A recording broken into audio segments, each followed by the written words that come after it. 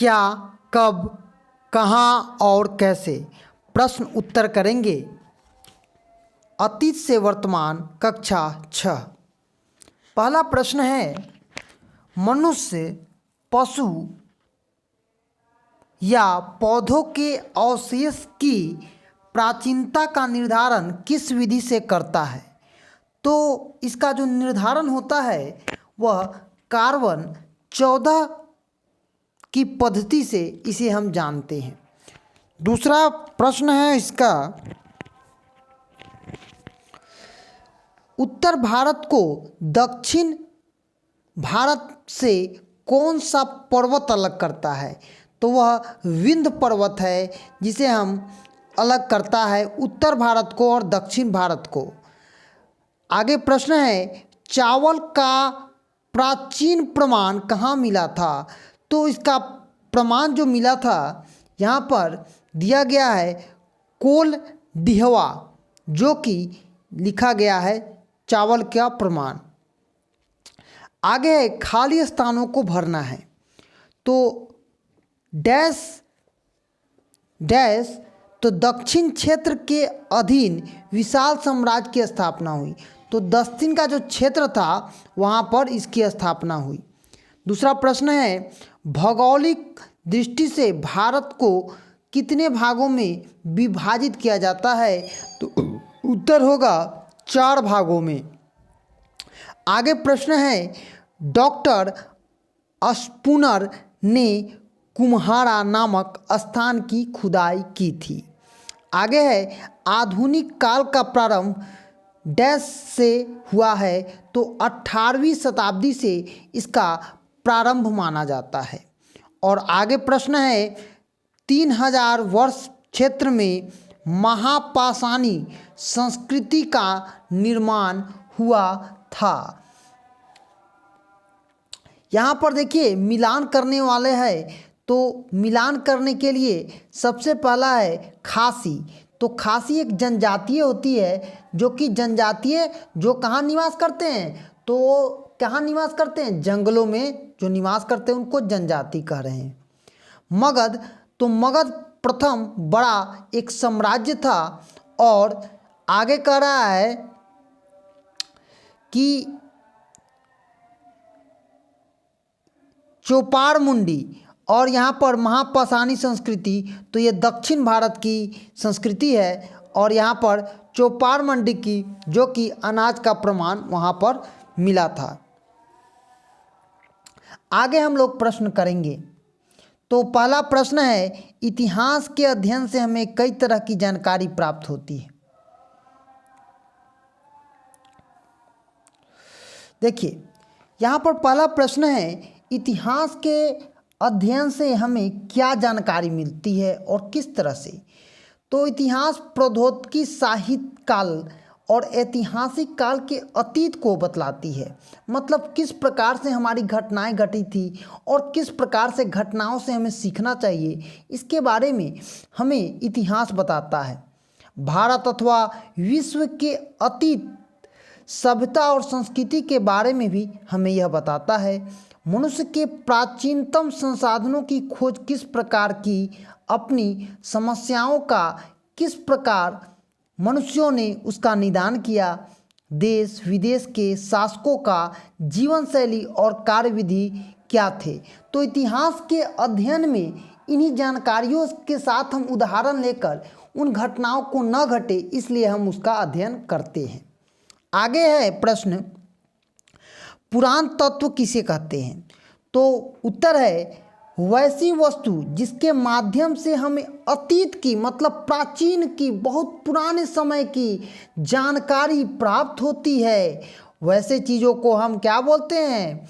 जैसे आप देखते होइएगा पत्थर, मंदिर में देखते होइएगा एक शिला प्लेट लिखा रहता है, उस पर नाम लिखा रहता है।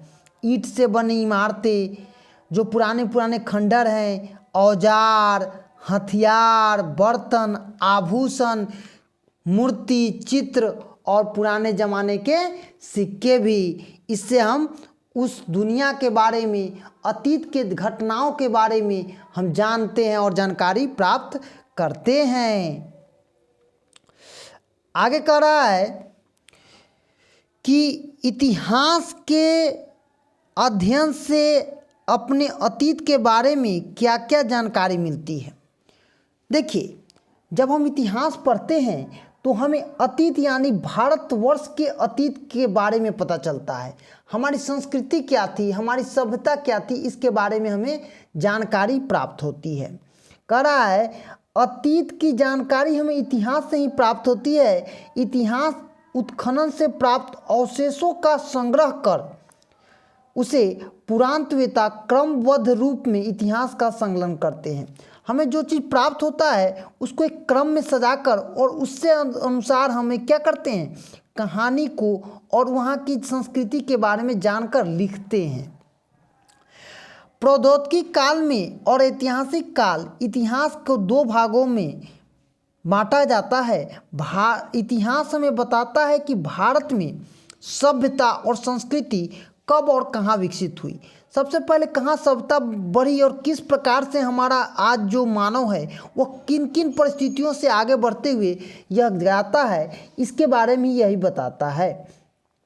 मनुष्य ने प्राकृतिक संसाधनों की खोज कैसे की, किस प्रकार गांव, नगर, राज्यों की स्थापना हुई, अपनी समस्याओं के निदान के लिए वह नया नया आविष्कार करता है और वर्तमान में बदलाव अतीत का ही देन है। जो आप एक नया टेक्नोलॉजी देख रहे हैं, एक नया प्रौद्योगिकी देख रहे हैं, उस ज़माने में नहीं था।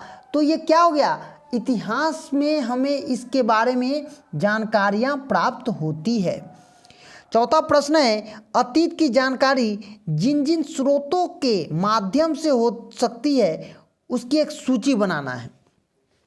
देखिए, हमें इतिहास की जानकारी किस प्रकार से प्राप्त होती है, तो उस समय के जो पत्थर मिलेगा, ईंट मिलेगा, इमारत होगा, आभूषण होगा, हाथी के दांत होंगे और बहुत सारे किताब मुद्रित या धातु से मिले हुए औजार होंगे।